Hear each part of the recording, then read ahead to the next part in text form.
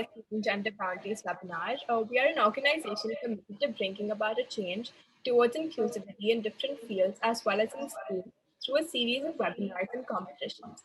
Visit our Instagram @Kicking Gender Boundaries to learn more about our projects. Today we have Ms. Farah Vakil with us. She's a veteran Indian driver, best known for her win in the Himalayan Rally in 1990, driving a Maruti Gypsy. This was not her first rally win female driver to win India's Rally Endurance in 1989 in an Maruti.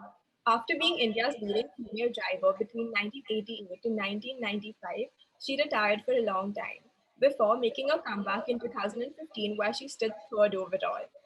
A less known fact about her is that she's a part of the LGBTQIA community, and today we'll navigate through her journey as a member of the community in the field of automobile racing. Was amazing. I mean, I don't have any other words. And before we start with our questions, we're all super enthusiastic about this, super curious about your life. Before we jump into that, could you share about your life yourself? I live in Pune with my parents. They actually live separately, but we live in the same building. And I've lived my whole life extremely independently. So I come and go. I live half the time in Goa. I work with an NGO in Goa. So I spend more than half my time there. So I do a lot of driving actually because I drive between Pune and Goa. And in Goa, like the film said, I work with an NGO. This last year, because of the pandemic, everything has been spun on its head. So there's not been any schools or anything. So my work in Goa for the last year has been very subdued. Also, that's given me a chance to come back to Pune and be in Pune. I used to have a small business in Pune, which 10 years ago, before moving to Goa, I sold. And all those years I was self-employed. And so I really didn't have to deal with much discrimination being self-employed. But that's another thing. So I'm now living between Pune and Goa. I gave up racing 25 years ago. And then I went back and did a short stint, very short stint. I did one rally, and it was quite hard to do after 25 years of retiring. But I'm basically a person who needs to be on the go. I'm very active. I'm buzzing around all the time. And just now I'm waiting for schools to reopen and things. So once I go back to Goa, I can start my work. What else do you want to know?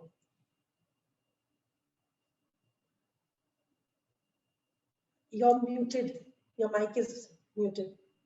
I'm sorry. Thank you so much for being here with us today and sharing your experience. Furthermore, we'll be taking questions from the attendees. So please feel free to ask the questions using the Q&A box, or you can just raise your hand using the Zoom feature so that we can allow you to speak. Until then, let's start with the question and answer round with Lightning McQueen herself. I hand it over to Jesha and Rishabh. Okay, so my first question is that how would you describe the LGBTQIA plus community in one word? If you had to describe the community in one word, what would that be? I think that word would be real. It's real. You know, people talk about being gay, and people who don't know what there's a huge number of people who don't even understand what being gay is. And, you know, so they say, those gays.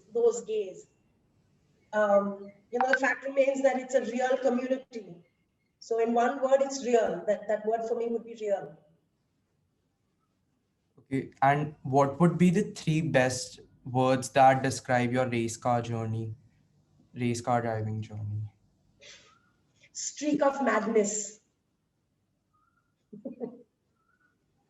Okay, so my third question is that how was your experience in the community and what are your thoughts on it? Like, Would you like to see any improvements, or is there anything that you still don't like about the community? Well, I was very privileged in having very early acceptance as a gay person with first my family and then my wider community. I came out to my parents in my mid-20s. Then, of course, because it was so okay with my immediate family, it was okay with their friends, with a wider circle of people. And I never really personally faced any kind of real discrimination for having come out. I was very lucky. I know that people have suffered and people have struggled with it tremendously. But personally, I had a very easy time coming out of the closet. It was my own demons that I had to fight. It was getting over things for myself that were more hard than having the acceptance from outside, you know, um, because after being in the closet for many years and not being, and people not seeing you as a gay person, I then had to act um, differently in the sense that I didn't have to hide anymore. I didn't have to pretend anymore. But I'm not a very flamboyant person. I'm not a person who's loud and attracting attention all the time. So I didn't need to do any of those things. So my transition, so to speak, from being in the closet to then living my truth as a gay person was an easy one. So to answer your question of what do I not like about the gay community, I feel there is no need for us as a people, as a community, to be all the time overstating. There's no need to overstate your sexuality. There's no need to overstate your difference. We don't want to be perceived. On the one hand, we don't want to be perceived as different. We want to be perceived as everybody else is. Yet I find that we are often at prides, at parades, we're so overstating. And that is something I would not myself do. It's something that I cannot. That is why if you ask me to join a gay pride parade, I would say no. I would not want to join it. I'm not in at all. I mean, I live my truth. I'm before anything else, I'm gay, and I live that truth. But I see no reason to be shouting your sexuality from the rooftops. There's no need to be tom-tomming the fact that you're the way you are. I mean, there's no normal and abnormal. There's this and that and the other, and whatever it is that you are. My father's not standing on his terrace and shouting, hey, I'm heterosexual, hey, I'm heterosexual. So why should anybody be doing that? There's no need for that. I totally agree with you. Totally Sorry? agree with you, ma'am. You mentioned even in the video that your father was actually the one who kind of jump-started your passion into it. How would you say that your relationship with your father affected your journey in this industry? Well, I'm very close to my father. I'm very close to both my parents.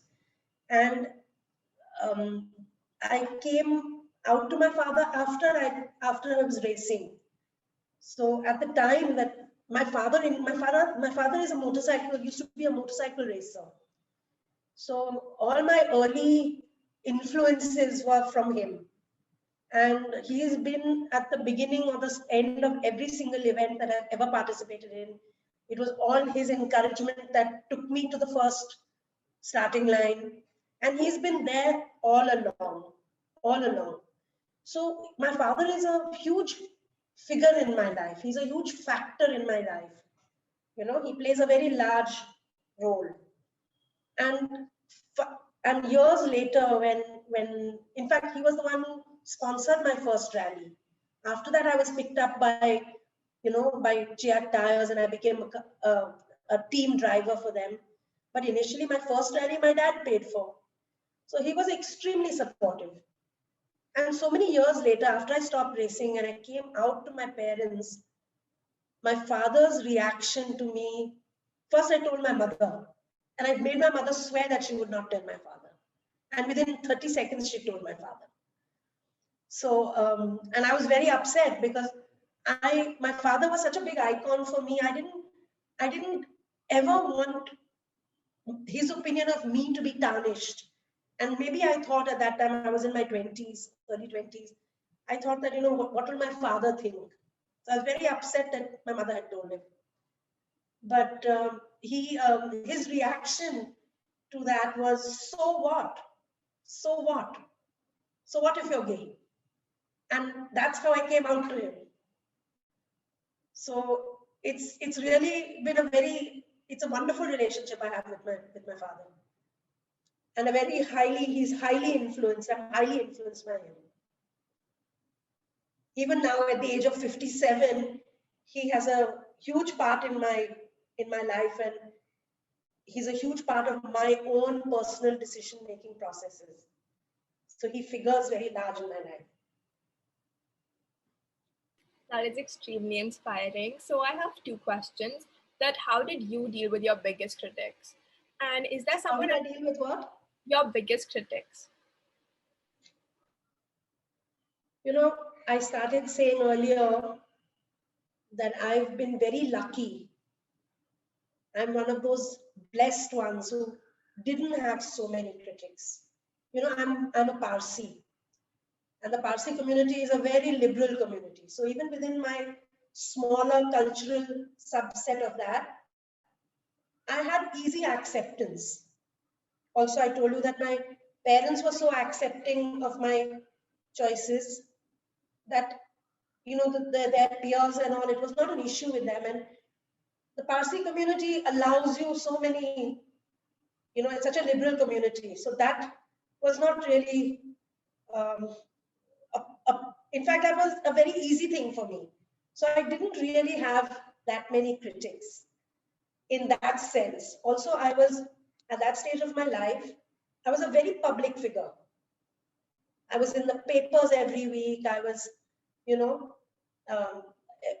I was, people would recognize me on the road and say, oh, we saw your picture in the paper, or oh, we know who you are. We saw you on television, something or the other.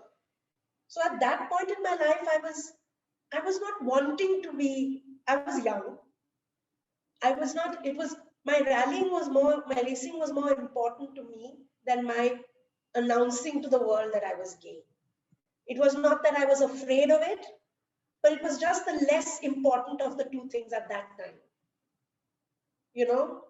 So I decided that, okay, everybody doesn't have to know what goes on behind, the scenes of my life. So this was my public persona. I never tried to lie about it. I never really meaningfully tried to hide it, but I never announced it. I never announced that I was gay. I'm sure there were people who were my colleagues and my friends who might have figured it out, or who had their own, but I never faced any kind of prejudice. So the fact that your preferences are such a small part of your personality, just like someone who is heterosexual would also have, it would be such a small part of their personality. So the fact that it's also something so minute because there's so much more to you, I think that's very, very inspiring. But the thing is that, you don't want to shout, and you don't see people saying, oh, I'm heterosexual. So why should you then have to, if, it's not a big deal. It's your own truth. It's not a big deal about your sexuality should be worn lightly. 100% agree. Coming to the point, do you know of anyone close to you who had a problem coming out? And did you relate to that, or did you just again feel very lucky that you didn't have to go through that? Was there any story such like that? I do know people, when 25 years ago, soon after I came out, a few of us got together and formed a group called Olava. And Olava was basically just a safe space for people less fortunate, for gay men and women less fortunate than me, to, to come to find some kind of refuge. And there were people there, both men and women, who had been turned out of their homes, who had been locked up and, and locked up, literally physically locked away with, behind a closed door, I knew someone who climbed out of a window to run away. So these are all real things, These were all real stories of people who have faced terrible prejudice. And from their families, in the workspace, from their peers, and sadly, the worst are from their own families, because that is when you're young, where do you go? You're stuck with your mom and dad. Where do you go as a person who's not earning, as a person who's young?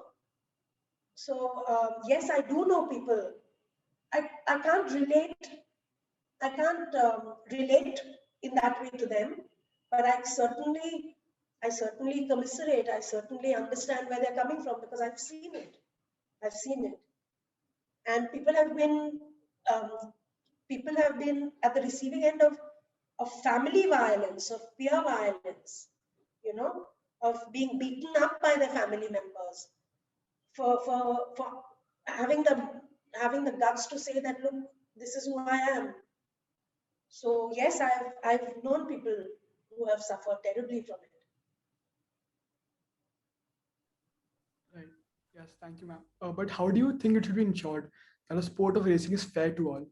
How can we ensure that the sport of racing is fair to everyone, and not only people, just make sure everybody gets the same opportunity, not someone is circled out because of their identity? See, I'll tell you something, okay? I don't know how it works in other sports, but in racing, it is absolutely equal, because if you win, you've won. It doesn't matter whether you're a man or a woman, whether you're gay or you're straight, you've won. And women are not given preference in racing. Women are not given any concessions. In the same way, men are not given any disadvantages, as women are not. So in racing, if you win, you've won on your own steam. So there is no, I mean, if you're a bad driver, you're a bad driver. If you're a good driver, whether you're beating a man or a woman, it doesn't matter, you've still won. You're still the best. So you can be the best despite who you are, despite your gender, despite your sexual preference. So racing, I would say, has no inequality or discrimination in that sense.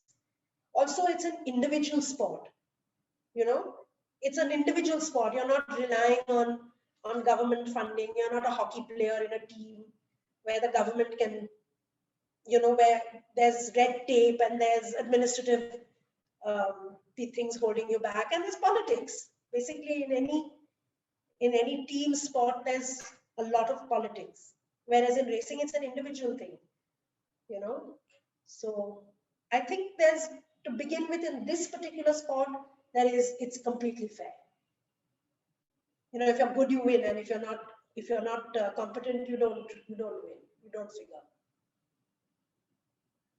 So, being such an inspiring person, if there were a movie to be made on you, who would you want to play the lead role?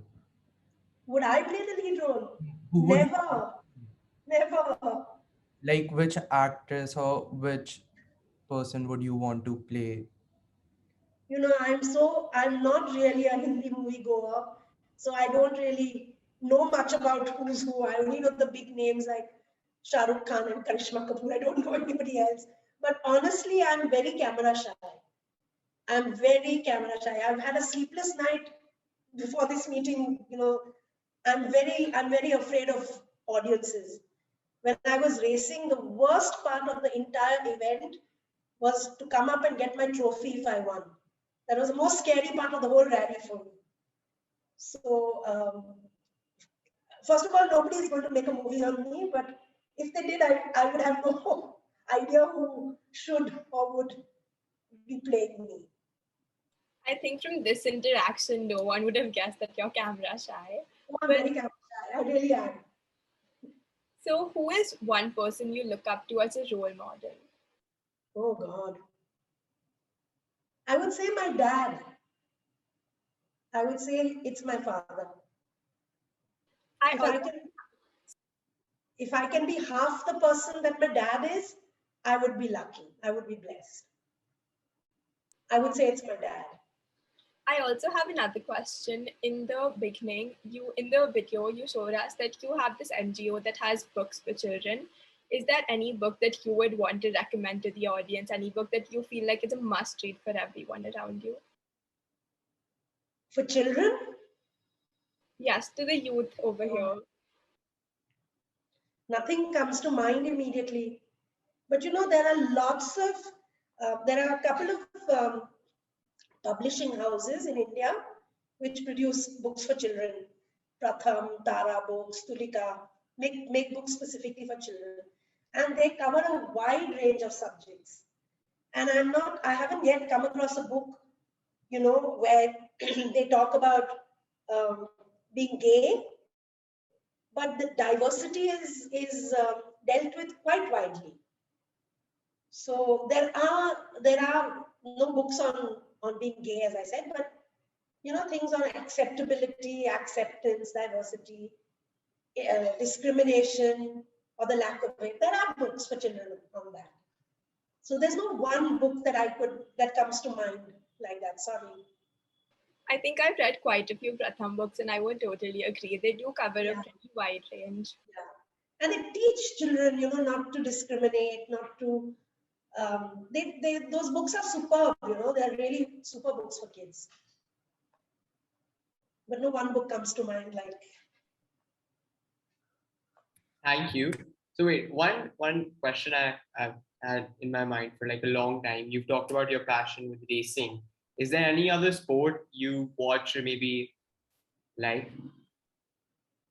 You know, I was very sporty in school. So I was on my school badminton team. Every sport, I was school games captain. So every sport that the school had, I participated in. I'm a big tennis fan, so I watch tennis now. And of course, motorsport. Understood. And I tried my hand once on, you know, little things, I'm an adrenaline junkie. So I'm always doing things. I live on the edge always. So I'm always looking for exciting things to do. Like when I was in my 20s, I think in fact, even before I started driving cars professionally, I did a flying course in gliding. So I know how to, I used to fly gliders. So, that's pretty cool. I mean, I would love to do that. Yeah, good fun.